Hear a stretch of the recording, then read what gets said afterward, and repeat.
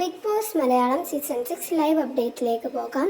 ഇന്നലെ മുതൽ ആരും ഉറങ്ങാതെ തേടിക്കൊണ്ടിരുന്ന ആ ഡയമണ്ട് അങ്ങനെ ഇന്ന് നമ്മുടെ സായിയുടെ കയ്യിൽ കിട്ടിയിരിക്കുകയാണ്.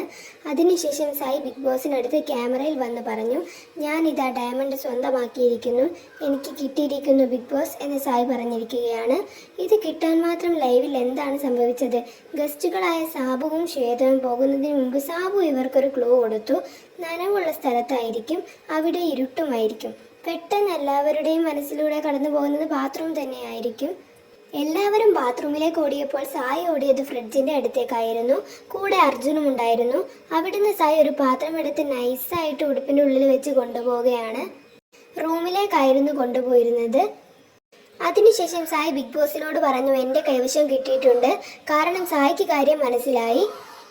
എന്നിട്ട് സായി കൃത്യമായി കണ്ടെത്തി ബിഗ് ബോസിനടുത്ത് റിവീൽ ചെയ്തിരിക്കുകയാണ്.